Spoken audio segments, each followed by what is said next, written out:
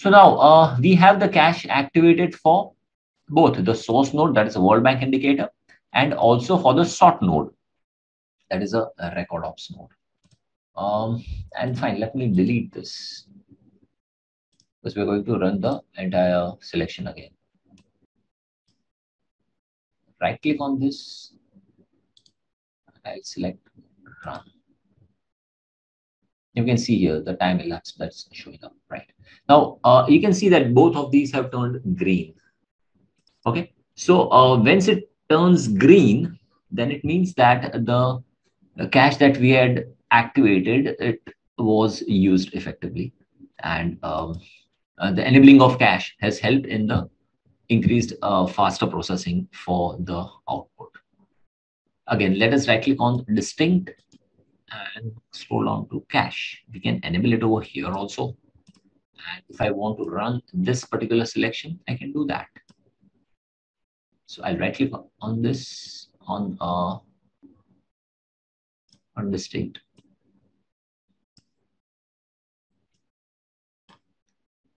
I'm selecting this, taking this selection and right clicking on distinct, and I'll select run selection.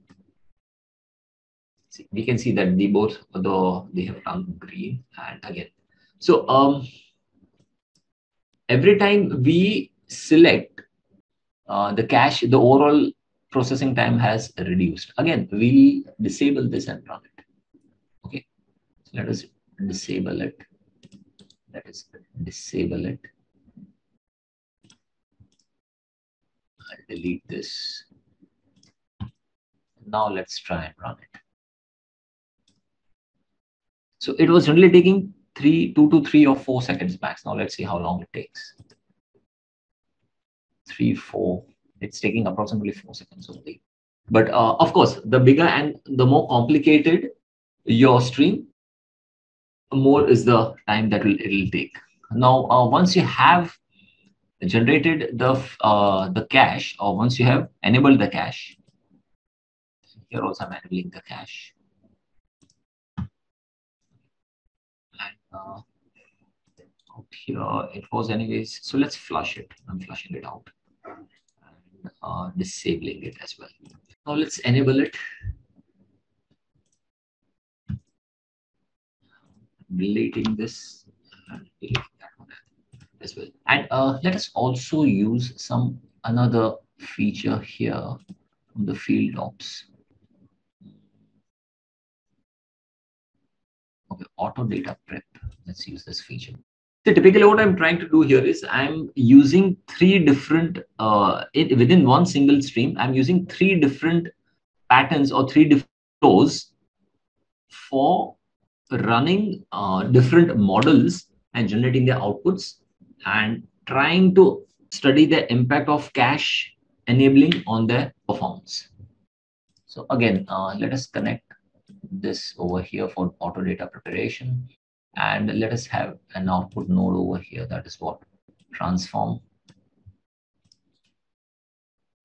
So I'm connecting this with transform.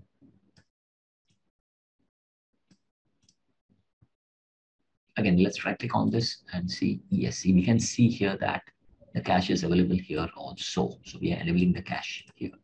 So again, most of the record nodes or field ops nodes that we have used, they are having the cache enabling feature, and which is important in terms of handling the processing times. Now, of course, this is a reasonably smaller stream that we are using, so it does not consume too much of computing or memory resources. But if you go for very complicated calculations, which we'll look at next few minutes, then it becomes difficult in terms of the computing resources to get committed to it. So I'm selecting all of these. I'm right clicking on. Now you will see 1, 2, 3, 4. All these 4 nodes, 3 of which are records and ops node or field ops nodes, they'll turn green because the cache is enabled. So right click on this. Let's select on. Let's scroll and click on run selection. Okay, no fields have been specified. That's a normal error that we generally tend to occur. Let's click on this. So what's the field you want to select here? Yeah, let's take the total population. We'll take the urban population. Apply. Okay. What are the options? We have all the formulas selected. We can select only limited few. Let us select exponential. And yeah, and the output, yeah, we'll save the output as is with nothing on annotations. Apply, and I click OK. So out here we are selecting only one field, okay? And well, let us do one thing. Let's select more than one field.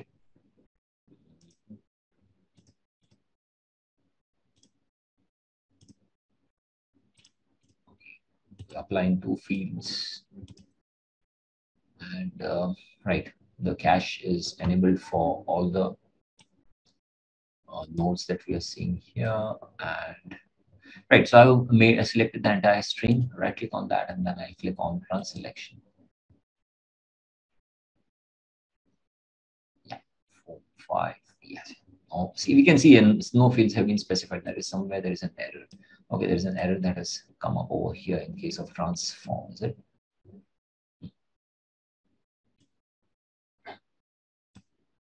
Uh, ignore the invalid field in transform mode. Okay, apply it. I click OK.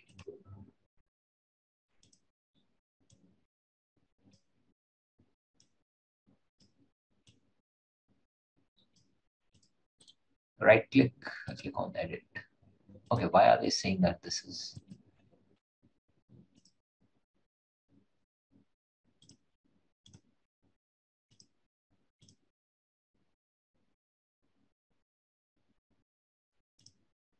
It's transformed and its type. Apply. Okay. Options. Yeah. Click apply and I click OK. Oh, let's run it again.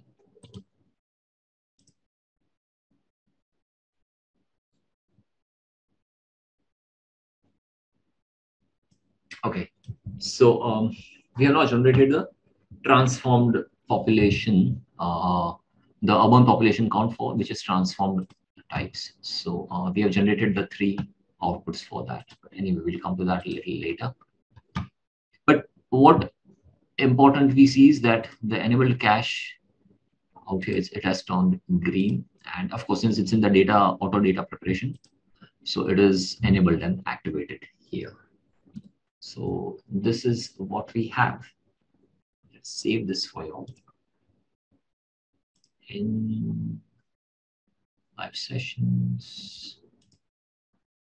SPSS modeler, model 9. And what's the stream about? World Bank indicators.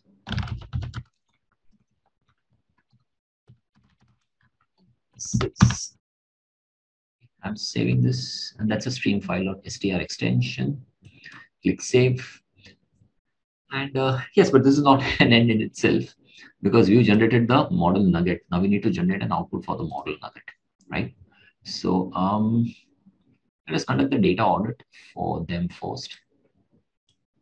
Right click and I'll click connect here. This one output, and apart from that, I also want to generate a report. Will it generate a report? Let's see. Right click and click connect. And in case of now that was for the business internet users. In case of the population, I would like to select an analysis. Let's see what analysis does it present. And after analysis, let us see if it can generate any KD simulation. Now, KD simulation is a tricky thing which can take longer. No, it will not connect because it is already connected. Yeah, it can connect from here. Fine. So these are the selections that we've taken. I'm coming here and I'm flushing out the cache. Now we can either save and we can load the cache also. Suppose if you click on load cache, that will tell us where to go and load the cache, but we have not. So let's right click on that and see if we can save it. Yeah, let's save cache and see. So again, what are we doing here? We are saving the cache for distinct. The file name here is distinct, which means for this particular node, I'm clicking save. Okay. If I were to save it for sort, right click, scroll down here, save cache. That is saving it for cache. So I click on live sessions, spaces modeler, day 9. That's for distinct SAV. That is for sort SAV. And likewise, the same for auto data prep as well. So I'm saving that cache as well.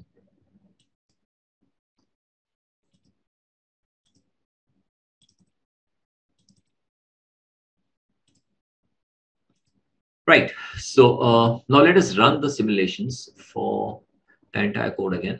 But prior to that, I'll flush them out and let's flush out all the cache that are available. Right click, flush.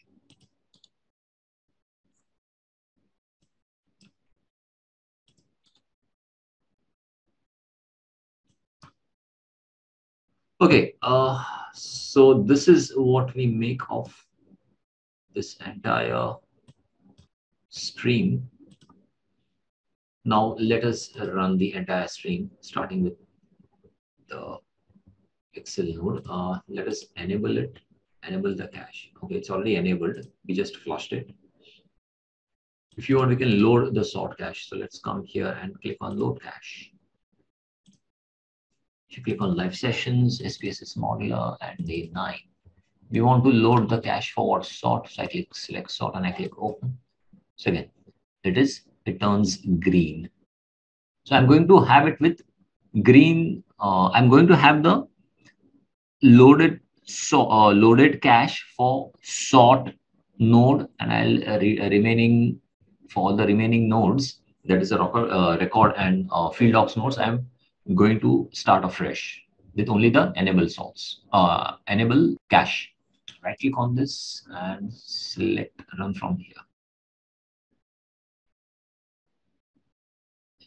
Yeah, now we can see here all of these are running. Tap tap tap tap. All of these are now coming up. Now this is a more important part. Report is complete, analysis is queued up, and KD simulation is running. Now this is where the tricky part comes up. The KD simulation is going to consume quite a bit of time. So you can see here there is execution on. I click OK, OK, OK, OK here as well. Now we are seeing here that the time elapsed is 35 seconds. Let's see what happens here. If I bring, suppose KD simulation, it's not going to activate it. So you can see that the 3 of these nodes for report, 16 fields and 1 field, they are all completed. The state is complete. But for analysis, it's queued and KD simulation is running. Now we can see here, now we are yet to check it if it's possible to enable cache in KD simulation. That is something that we have not checked. But you can see while this execution feedback is getting generated, great. It finally generated the KD simulation output as well. Now let's check it if no, we don't have the cache activation or enabling over here. So let's delete that. So fine. So this is how you generate or work towards the cache enabling by improving the performance and the output, of course. So these are a lot of outputs and models that we have used. So let's save all of them. Right. So this is how you work towards the order of nodes and the node caches.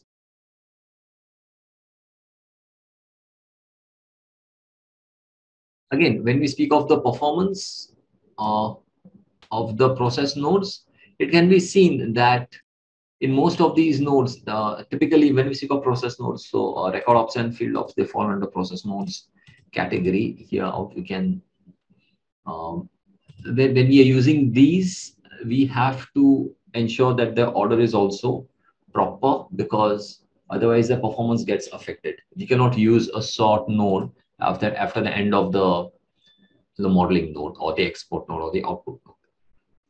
So that is one thing that we need to ensure and take care of. And then we have what the performance of the modeling nodes. So what are the modeling nodes that we have? These are the modeling nodes that we have. So suppose if I take Cohen node over here, connect it with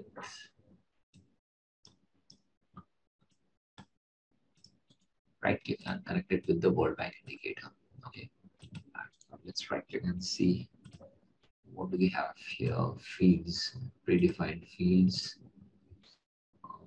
Let us take internet users, apply. Okay, apply. Model, yeah, we are leaving all the remaining settings as default. Click apply and I click OK. And, let's run this. Okay, internal impossible case to file random access cache manages CPP line 351. Ignoring large set input field business. Execution complete. Elapsed time is 35 seconds. CPU 0.0 second. Execution was interrupted. Internal error. Impossible case in file random access cache manager CPP line 351. Now, this is an error that we can also trace into the SPSS documentation book that we have. And once we are checking it in the documentation, let us open the documentation because it is something that I have not covered for you all. So yeah, no, that is the documentation we have.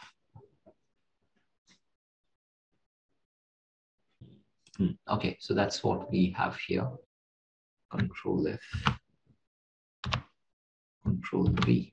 Let's click enter and see if it throws up something. Right, so it's not showing any output on this.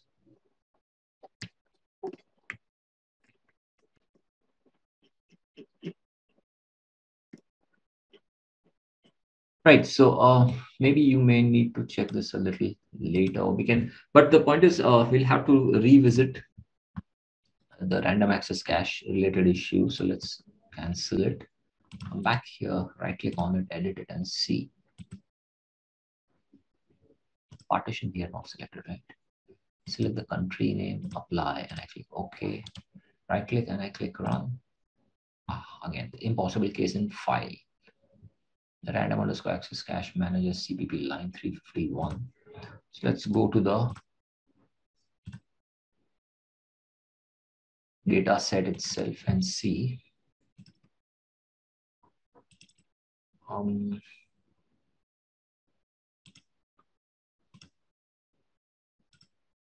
It's line 351, right? For population. Okay, that is now we can see here there is an issue with non-availability of the data.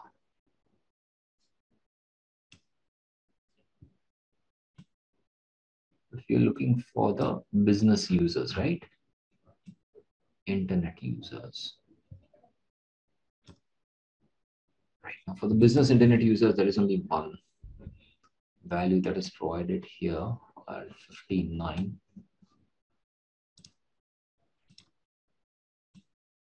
So this is perhaps a data-related issue that we have come across. But suppose if we try to choose some other, yes, let us cancel all. Let us come back here and select some other field. Select the urban population. I click apply. I click OK. Apply. Okay. Right click on that and we click run. Yes, now that it has generated an output. Again, right click on Kohunen. Yeah, we cannot see, we don't see any cache over here enabling for Kohunen. So when we double click on this, so that is the output, the cluster size that it has generated. These are the settings, summary. Right, so this is the output that got generated. If you click on that, you can save node and you can also generate or derive filter node. You can view, click on viewer. Oops, where is it gone? Yes, you have the view. This is the model summary, and what are the clusters? If you click on clusters, these are the clusters that they have provided us with. But okay, I'm not going to go much into the output aspect. The point here is this is how you generate the Kohanen output. I click OK and check for the performance of the modeling nodes also. Of course, cache enabling is generally confined to the record and ops modes only. It is not extensively used for, it does not have any mention in the other nodes. And only the process nodes, it is where it has its significance. So fine, with this, let me quickly save the outputs and the data that we have generated. And, let's come back here quickly and see. Right, so these were the cache that I had generated for you. So right click on that.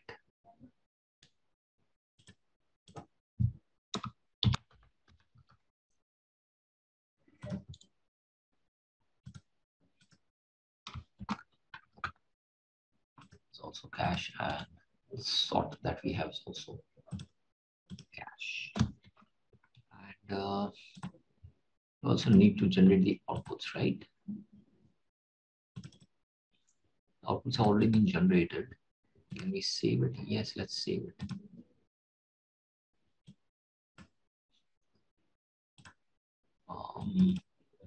Transform also we can save. Ordinarily, if you run the stream, the outputs will be automatically generated. So even if you don't save it, it's not a problem. But let us save it nonetheless. There is nothing for us to see in the report. So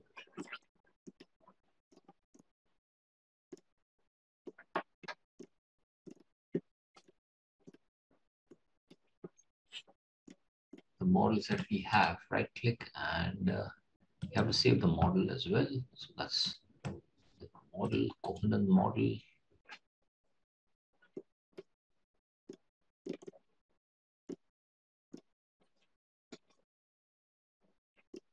Fine. So this is how you work towards the across different nodes that we have here in SPSS modeler. Let us do one thing though. Let's insert the comments. This is for the sort node, so I'm inserting a comment here as well. Then we have the auto data prep. Let's click on this data preparation node. Again, the objective of using all these nodes is to ensure that they should have a feature in this which is able to rotate the comment box. Is there any? No, it does not have any. So I can't find it. So we have the auto data preparation node also that we have used. And saving this. The current stream is that of a World Bank indicator.